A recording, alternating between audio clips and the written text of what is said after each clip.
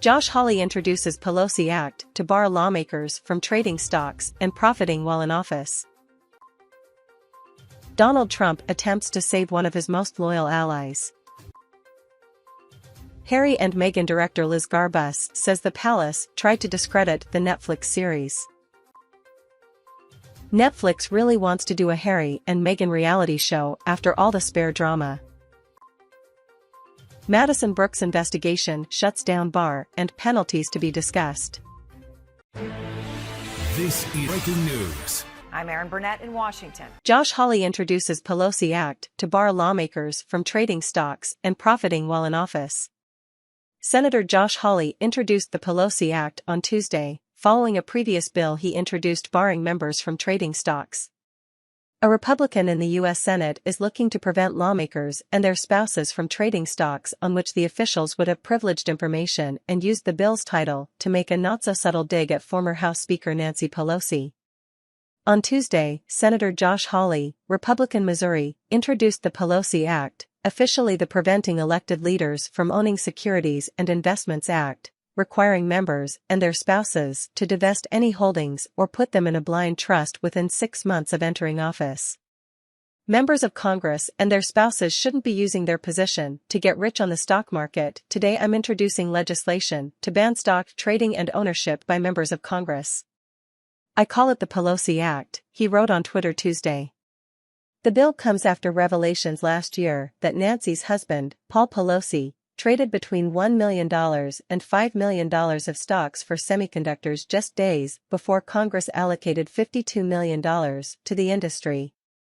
The stocks were later sold at a loss to remove the appearance of impropriety.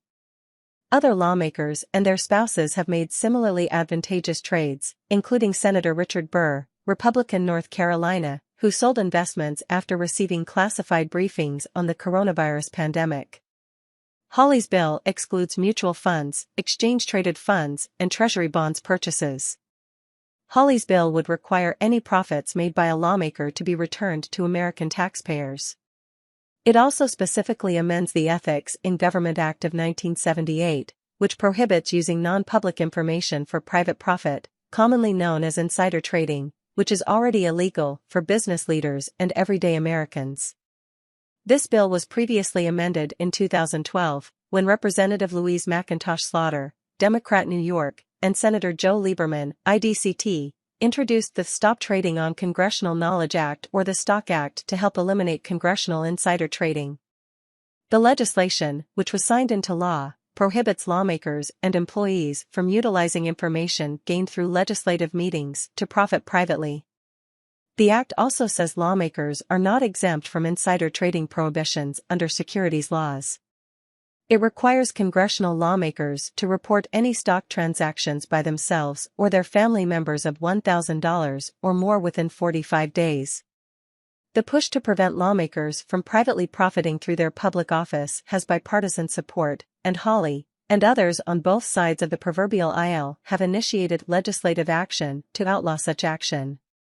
Earlier this year, Hawley introduced a bill that would ban lawmakers from making stock trades while in office. Senators Jon Ossoff, Democrat Georgia, and Mark Kelly, Democrat Arizona, introduced similar legislation. Earlier this month, Representatives Chip Roy, Republican Texas, and Abigail Spanberger, Democrat Virginia, reintroduced a bill that would ban lawmakers and their family members from trading individual stocks or using their public office for political gain. Donald Trump attempts to save one of his most loyal allies. Former President Donald Trump is making a last-ditch effort to save one of his closest associates from being prosecuted for refusing to comply with a subpoena issued by the House committee investigating the January 6 Capitol riot. On Monday, Trump lawyer Evan Corcoran filed a letter in federal court claiming that the former president did assert executive privilege over the subpoena issued more than a year ago to former White House advisor Peter Navarro. It comes less than a week before Navarro is to go to trial for contempt of Congress. Addressed to Navarro, Corcoran contends that the information sought by the subpoena from the House panel includes discussions that the former official had with Trump about trade and manufacturing policy and a wide variety of other subjects, including topics that are important to the security of this country. President Trump considers the conversations and correspondence you had with him, like those he had with his other senior aides, to be protected against disclosure by executive privilege, Corcoran wrote, adding that Navarro had an obligation to assert executive privilege on Trump's behalf.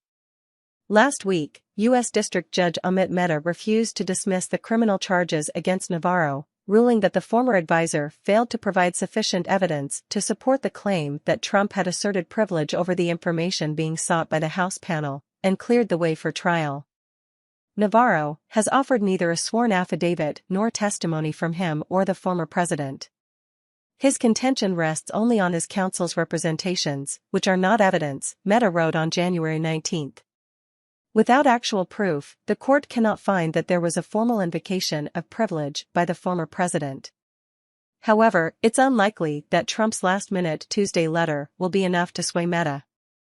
Not only does the letter fail to mention Navarro's assertion that Trump had told him to assert executive privilege during a private conversation, but a similar letter written in Steve Bannon's defense also failed to thwart a trial.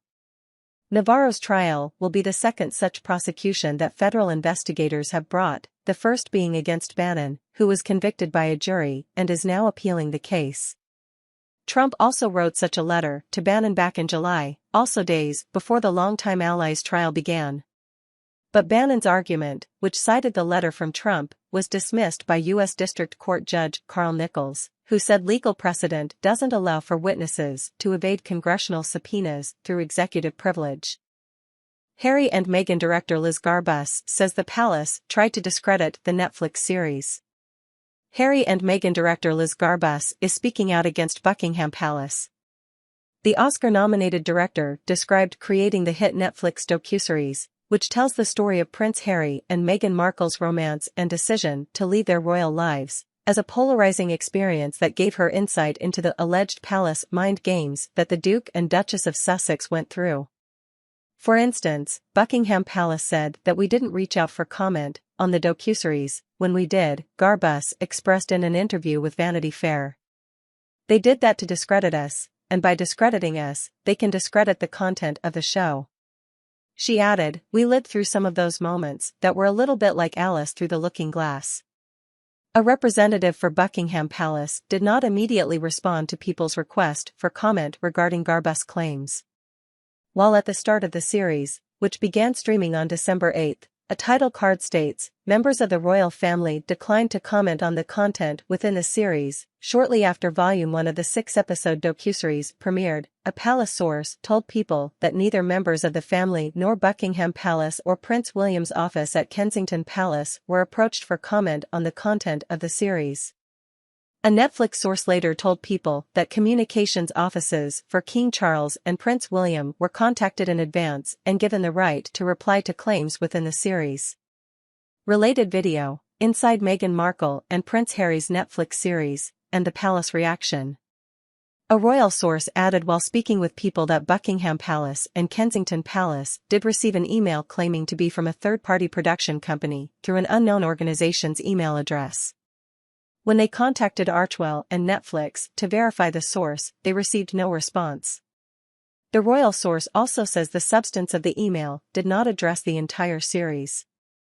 Following its premiere, Harry and Meghan had Netflix's biggest documentary debut week in the history of the streaming service.